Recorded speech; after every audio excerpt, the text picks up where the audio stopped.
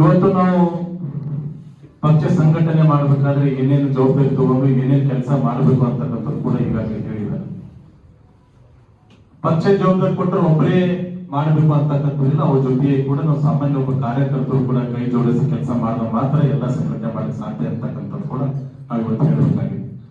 ಕೆಲವು ವಿಷಯಗಳು ಹೇಳಿದ್ರು, ಅವರಿಗೆ ಜವಾಬ್ದಾರಿ ಕೊಟ್ಟರು ಕೂಡ ಅವರೇ ಮಾಡ್ತಾರೆ ಕೂಡ ನಾವೇ ಹೋಗೋಣ ಅಂತಕ್ಕಂಥದ್ದು ಕೂಡ ಕೆಲವರು ಮಾತಾಡ್ತಾರೆ.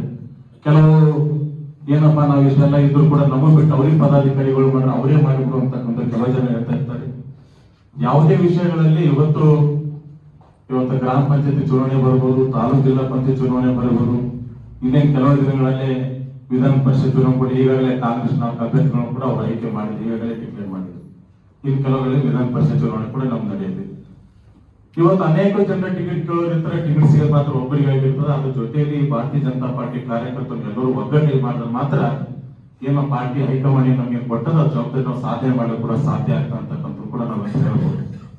ಇವತ್ತೆಲ್ಲರೂ ಕೂಡ ಅನೇಕ ಪಕ್ಷದಲ್ಲಿ ಹಿರಿಯರು ಕೂಡ ಇದ್ದಾರೆ. ಕೆಲವು ಮಂದಿ ಬಿಟ್ಟು ಕೆಲವು ಮಂದಿ ಆಯ್ಕೆ ಮಾಡಿ ಪಕ್ಷ ಇವತ್ತು ಆದೇಶ ಮಾಡಿದೆ, ಪಕ್ಷ ಇವತ್ತು ಘೋಷಣೆ ಮಾಡಿದೆ. ಅವ್ರಲ್ಲೇ ಇವತ್ತು ನಾವೆಲ್ಲ ಕೈ ಮುಗಿದು ವಿನಂತಿ ಮಾಡ್ತಕ್ಕಂಥದ್ದು, ನಾವೆಲ್ಲರೂ ಒಗ್ಗಟ್ಟಾಗಿ ಕೆಲಸ ಮಾಡ್ಲಿಕ್ಕೆ ಮಾತ್ರ, ಅವ್ರಿಗೆ ತೋರು ಮಾಡಿದ್ರೆ ಮಾತ್ರ ಸಾಧ್ಯ ಆಗ್ತದೆ ಅಂತಕ್ಕಂಥದ್ದು ಕೂಡ ನೀವು ಮುಖಾಂತರ ಹೇಳಕ್ ಬಯಸ್ತಾ ಇದ್ದೀವಿ. ಪೇಪರ್ಸ್ ಅವರು ಬಹಳ ವಿಷಯಗಳು ಹೇಳಿದ್ದಾರೆ. ಆದ್ರೆ ನಮ್ಗೆಲ್ಲ ಮಂಡಳ ಜವಾಬ್ದಾರಿ ತಗೊಂಡು ಅಧ್ಯಕ್ಷರು ಯಾವ ಮಂಡಳ ಯಾರಿಗೆ ಜವಾಬ್ದಾರಿ ಕೊಡ್ತಾರೋ ಅವರೆಲ್ಲರಿಗೂ ಕನಿಷ್ಠ ವಾರದಲ್ಲಿ 5 ದಿನ ಆದ್ರೂ ಕೂಡ ಕೆಲಸ ಮಾಡಬೇಕು ಅಂತಕ್ಕಂಥದ್ದು ಕೂಡ ಹೇಳಿದ್ದಾರೆ. ಪಕ್ಷದ ಏನೇನು ಆದೇಶ ಕೊಟ್ಟಿರ್ತಾರೋ, ಪಕ್ಷದ ಏನೇನು ಸಂಘಟನೆ ಕೆಲಸ ಕೊಟ್ಟಿರ್ತಾರೋ ನಾವೆಲ್ಲರೂ ಕೂಡ ಒಗ್ಗಟ್ಟೆ ಮಾಡಿದ್ರೆ ಮಾತ್ರ ಸಾಧ್ಯ ಅಂತಕ್ಕಂಥದ್ದು ಕೂಡ ಇವತ್ತು ಹೇಳಬೇಕಾಗಿದೆ. ಅದ್ರಲ್ಲಿ ಕೂಡ ಇವತ್ತು ಅಮರನಾಥ್ ಗೌಡರು ಕೂಡ ಈಗ ಎಕ್ಸ್ಪರ್ಟ್ ಆಗಿದ್ದಾರೆ. ಅಲ್ಲಿ ಹೋಗೋದ ನಿತಿನ್ ಮಾರ್ಕರು ಹೋಗೋದ ನಾನು ಜಾಸ್ತಿ ಸಮಯ ತಗೊಳ್ಳುತ್ತೆ.